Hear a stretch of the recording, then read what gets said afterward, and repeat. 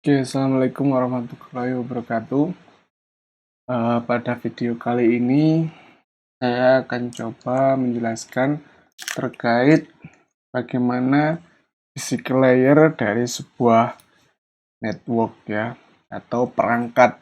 Physical layer itu gampangnya adalah kita menyebutnya adalah perangkat jaringan. Nah, ini di buku ini lebih fokus pada layer atau model TCP/IP ya. Oke, eh,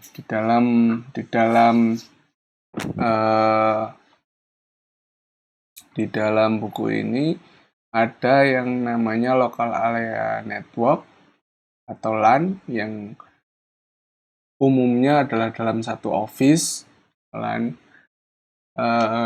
kemudian dalam satu building, dalam satu kampus itu biasanya menggunakan LAN, local area network.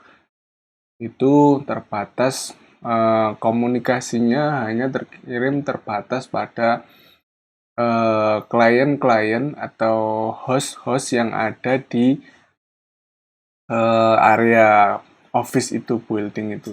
Misalkan antara officer ke officer yang ada, misalkan dalam kampus ya, officer yang ada di jurusan dan officer yang ada di rektorat, misalkan seperti itu. Misalkan sharing printer itu biasanya menggunakan jaringan LAN. Kemudian berikutnya adalah man middle area network.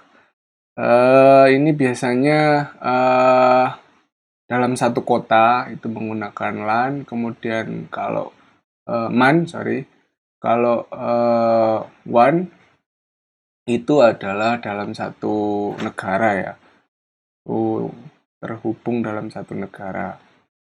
Nah, perangkat-perangkat yang ada adalah misalkan yang sering digunakan ya ini hub, ada bridge, ada switch, dan ada router. Jadi kalau kita lihat dalam WAN ini banyak terhubung dari router ke router ya, hubungan antara router ke router. Kalau kita dalam LAN, local area network, mungkin dalam satu network itu cukup menggunakan switch ya. Saya hanya menggunakan switch yang terhubung dalam satu router. Berikutnya, kemudian kalau dalam LAN ya banyak router, tapi mungkin tidak sebanyak WAN ya. Nah, apa fungsi dari sini? Kaitannya, hubungannya juga bagaimana? Kita coba lihat. Yang pertama adalah hubungan Ethernet. Jadi hubungan kabel Ethernet dengan standarisasi IEEE 802.x, ada 8023, 82011, dan seterusnya ya. Nah, di sini perangkat-perangkat di bagian hardware ini banyak yang terstandarisasi menggunakan IEEE 802 ya, 802. Kemudian ini adalah format standarisasi 802. Bagaimana cara pengiriman penyusunan sebuah data.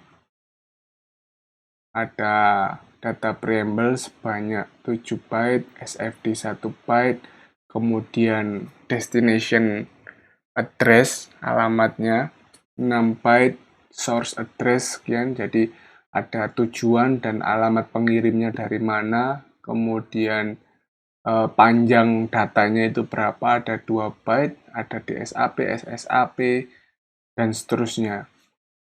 Ini data pengalamatan standar format data pengiriman yang ada di hardware itu menggunakan IEEE 802.3 standar ya. Kemudian contohnya yang menggunakan teknologi Ethernet yang juga menggunakan IEEE adalah 10BASE-T, artinya kecepatannya perkalian 10 ya, 10BASE-T.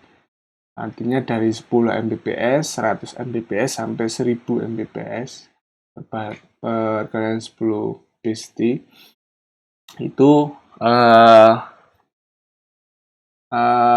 perangkatnya itu mampu di mana? Di kampus kita itu perangkat-perangkatnya sudah mampu sampai local area networknya ya, sampai 1000 Mbps ya, sudah 1000 Mbps. Jadi masing-masing perangkat itu ada kemampuannya, router, hub, dan sebagainya itu ada kemampuannya dengan 10BASE-T tadi. Dan mulai dari 10 Mbps sampai 1000 Mbps. Nah, perangkat yang digunakan Ethernet ini ada yang menggunakan koaksial.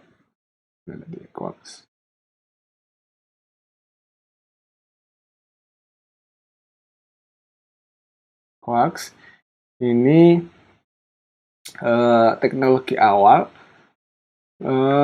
Ini biasanya menggunakan topologi jaringan adalah ring ya, token ring. Hanya menghubungkan komputer-komputer yang ada di dalam office berbentuk lingkaran tadi ya, 10BASE-5. Kemudian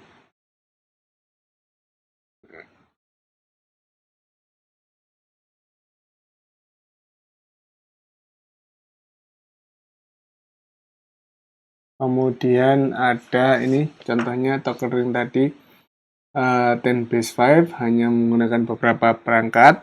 Ini menggunakan koaksial ya, kabel koaksial. Nanti apa itu kabel koaksial kita lihat. Ada perangkat yang namanya transceiver, mengirim dan menerima data transceiver. Kemudian ada attachment user interface, menghubungkan antara kabel tadi ke komputer. NIC, network interface connection, ini menghubungkan antara kabel tadi ke komputer ya, network interface card ya, kemudian jaraknya terbatas, maksimum ini segmen ini hanya 500 meter. Kemudian jumlah hostnya atau jumlah titiknya hanya 100 maksimum. Kemudian jarak minimum antar station hanya 2,5 meter. Kemudian jarak maksimum antar station 2,8 kilometer ya. Oke, ada bentuk lainnya, ini perangkatnya menggunakan BNC connector. Ini tiap titiknya menggunakan konektor BNC. Kalau ini menggunakan tab tadi, menggunakan tab konektor. Kabelnya masih sama menggunakan koaksial. Nah, ini perkantoran sudah jelas kalau Ethernet. Kemudian jarak maksimumnya ini 185 meter tiap segmen. Kemudian jumlah stationnya hanya 30, kalau tadi bisa 100. Kemudian antar station hanya setengah meter, jarak maksimum antar station hanya 925 meter. Jadi ini lebih kecil, 10BASE-2 ini lebih kecil. Berikutnya, ketika menggunakan fiber, ini untuk menghubungkan antar gedung ya. Jadi hanya antar gedung ini bisa sampai 2 kilo ya, 2 kilo. Jadi hanya antar gedung saja yang dihubungkan dalam menggunakan fiber. Kemudian ada Fast Ethernet, jenis Fast Ethernet.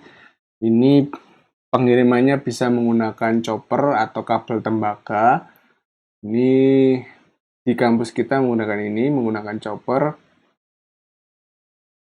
Sorry, bukan chopper yang jenis ini. Ini hanya dua pasang kabel tembaga. Ini kecepatannya sampai 100 ya. Ini maksudnya apa 100 Fast Ethernet. Kemudian jarak maksimum adalah 100. Nah, kemudian berikutnya ada yang sampai 100 Mbps. Kemudian yang menggunakan fiber ini menggunakan single hanya satu arah saja. Kemudian gigabit, ada tipe gigabit internet, Ethernet. Ini sudah menggunakan fiber.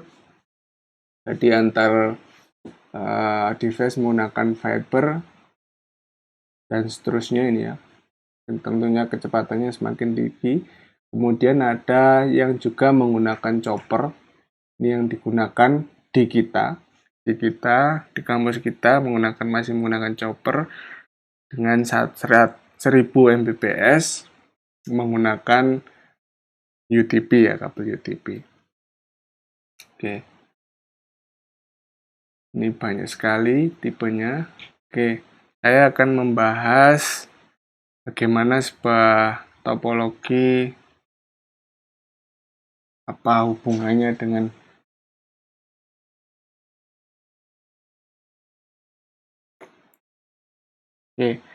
apa hubungannya tadi device-device tadi, ada yang disebut hub, switch, dan router, juga ada bridge. Kalau hub itu hanya bekerja pada layer 1, bekerja pada physical, berupa repeater, ya, menghubungkan, hanya mengulangkan data saja. Jadi perbedaan hub dan switch, ini apa bedanya hub dan switch dapat dilihat di sini. Contohnya ini, ketika menggunakan hub, sharing datanya seperti ini, menggunakan single line 10 Mbps, ini terhubung, medianya juga saling berbagi. Kemudian kalau menggunakan switch seperti ini, jadi switch pengganti dari switch kemudian dihubungkan ke hub, jadi bisa di-share berbagai macam ya jaringan kalau menggunakan switch. Jadi setelah switch dihubungkan ke hub masih bisa membagi lagi ke masing-masing komputer ya. Jadi itu switch. Kemudian berikutnya, nah ini ada yang disebut juga dengan topologi jaringan, ada topologi token ring, melingkar, ada topologi peer-to-peer, PTP, jadi hanya dua device. Kemudian ada topologi star, bintang, berupa bintang nanti. Kemudian banyak lagi, ada beberapa topologi. Nah, di sini token ring ini dikembangkan oleh IBM. Ini hanya menghubungkan ada satu pusat, kemudian dihubungkan melingkar kembali lagi ya. Jadi terbatas pada satu office biasanya kalau token ring. Kemudian ada juga teknologi FDI. Bagaimana FDDI ya, bagaimana mendistribusikan jaringan fiber ya. Kalau di kabel chopper sudah banyak sekali. Tadi ada hub, teknologinya ada switch dan router. Kemudian ada, kalau di fiber bagaimana? Nah, pada oscillator model FDDI diilustrasikan seperti ini. Jadi saling terhubung antar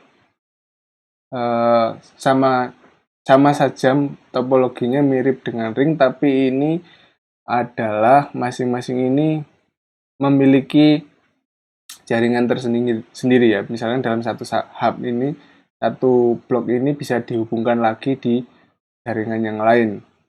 Ini contoh FDDI. Bisa saja dua jalur langsung terhubung atau dua jalur yang saling melingkar seperti ini. Saling melingkar.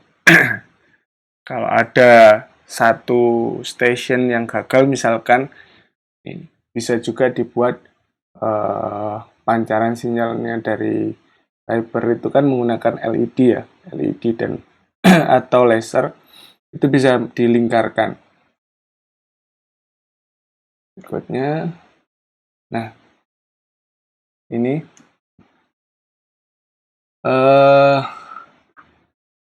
di jenis-jenis koneksi WAN ini ada yang disebut POTS, LAN telepon service. Ini menggunakan jaringan telepon, kemudian bandwidth-nya masih 4 kHz. Ini standar. Layanannya awal mulanya ini menggunakan circuit switching, kemudian ada ISDN, Integrated Service Digital Network. Bandwidth-nya masih terbatas 128 Kbps. Ini bisa data dan voice secara bersamaan, jadi bisa telepon dan data bersamaan. Ada X25, ini ada radio packet dan workshore, kemudian ada frame relay, berarti bisa banyak frame. Kemudian ada ATM, Asynchronous Transfer Mode, ini bisa 622 megabit per second. Kemudian ini high power network ya. Kemudian ada SMDS, Switch Multi Megabit Data Service, bandwidth-nya sangat ya, lumayan tinggi. Ini bisa digunakan untuk MAN dan ATM. Kemudian ada T1 dan seterusnya. Ini sangat digital, jadi hubungannya sudah digital. Kalau ini tadi banyakkan adalah analog ya, yang dirubah lagi ke dalam digital, dirubah lagi. Penerjemah antara analog dan digital, gelombang yang dikirimkan analog, kemudian diterjemahkan di digital, di komputer diterima dalam digital ya.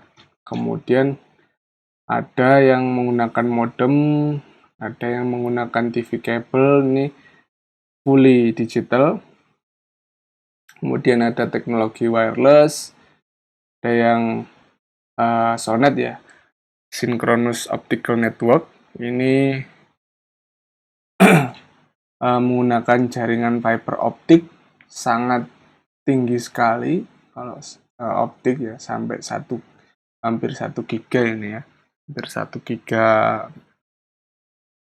per second ya. Nah, ini menggunakan jaringan FO ya, fiber optik yang saat ini banyak digunakan oleh layanan telekomunikasi.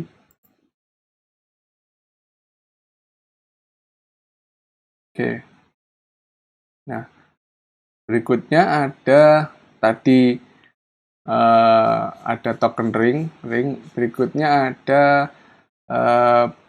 PTP ya. Ada point to point dan atau juga peer to peer. Nah, ini hanya menghubungkan dua komputer.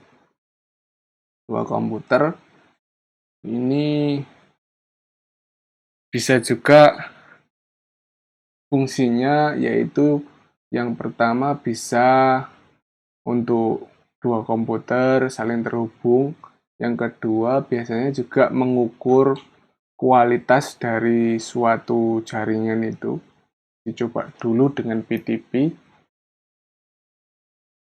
Kemudian Contohnya ada seperti ini, ada input, kemudian diproses, output input processing. Ini biasanya menggunakan jaringan telepon, kemudian dikembalikan lagi, diterima. Nah, ini latensinya berapa nanti bisa diukur. Kemudian ada ISDN. ISDN nah,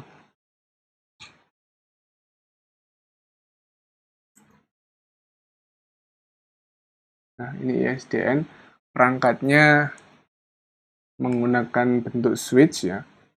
Bentuk switch yang bisa terhubung dengan beberapa komputer tadi ya. Banyak sekali. Nah, kita akan coba bahas jenis-jenis kabel penghubungnya tadi. Bentar. Oke. Media transmisinya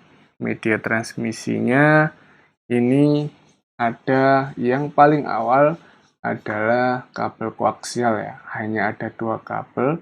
Kabel inti ini ada tembaga, kemudian dibungkus lagi bahan isolator. Di luarnya adalah kabel serabut. Kalau Anda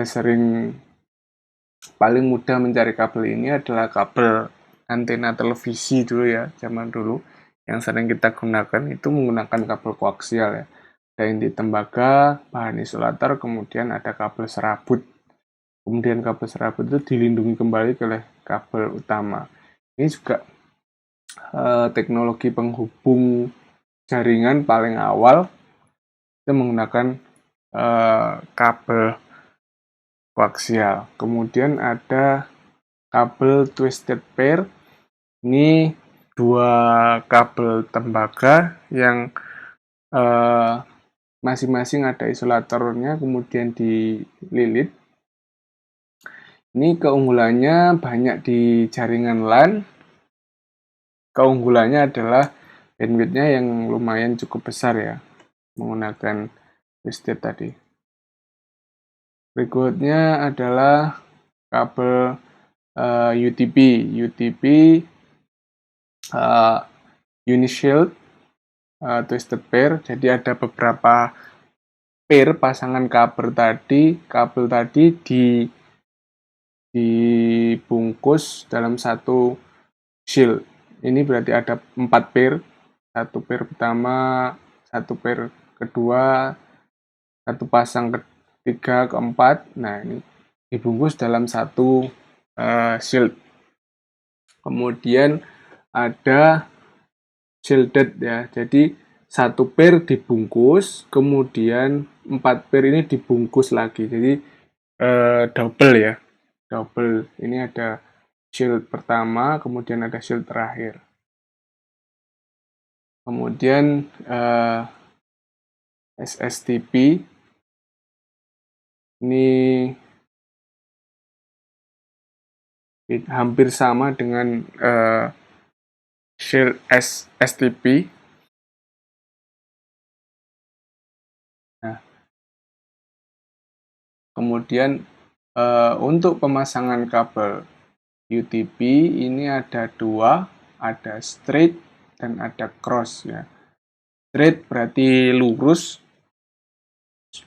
semuanya lurus terhubung antara ujung satu dengan yang lainnya, saling terhubung lurus ya, yang penting ujung kiri ketemu ujung kiri, ujung kanan itu ketemu ujung kanan gitu ya. Kemudian ada yang disebut cross ya, bersilangan. Dia ada beda, ada pembedanya. Ini disilangkan. Contoh yang straight adalah yang sisi atas. Ini sisi kiri ada orange, biru, hijau, dan coklat. Kemudian di ujung satunya juga seperti itu.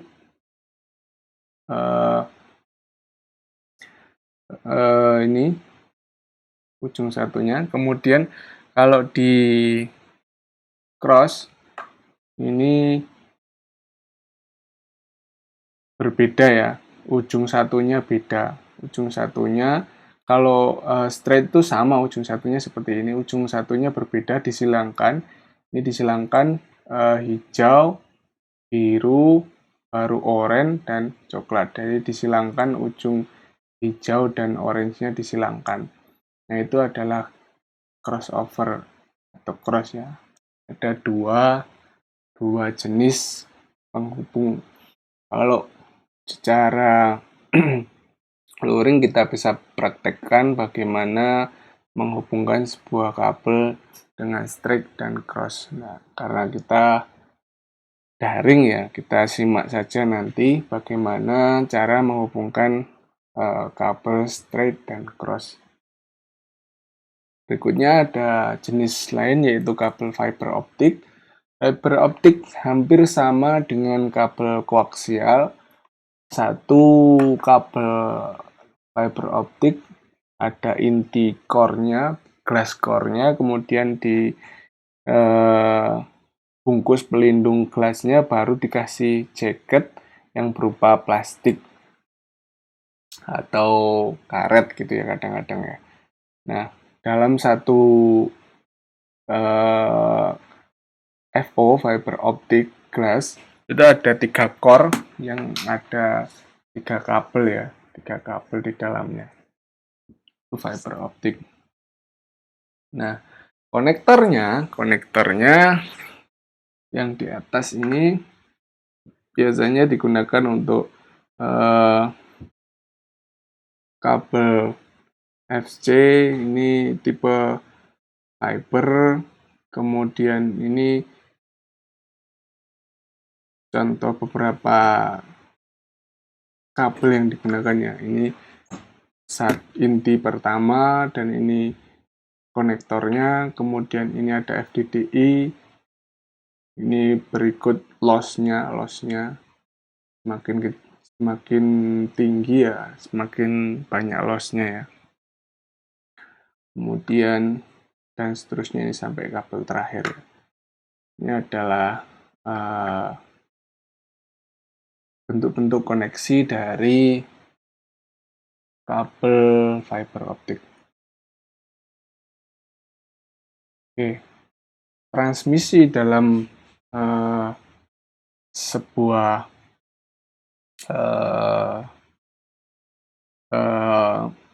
jaringan itu ada terarah, yaitu menggunakan kabel tadi.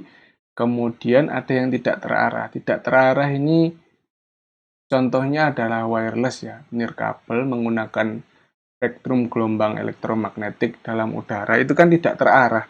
Yang penting menyebar. Nah, itu adalah media tidak terarah. Nah, kalau kabel tadi yang menggunakan FO fiber optik, kemudian ada twisted pair, baik UTP atau STP, kemudian ada koaksial, itu adalah media yang terarah.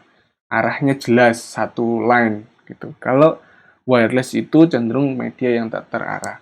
Nah, ini dipancarkan melalui udara. Nah, ada dua bentuk komunikasi yang tidak terarah bentuknya, transmisi radionya.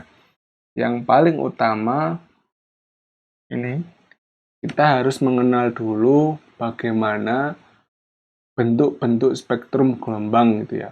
Gelombang itu ada bentuknya.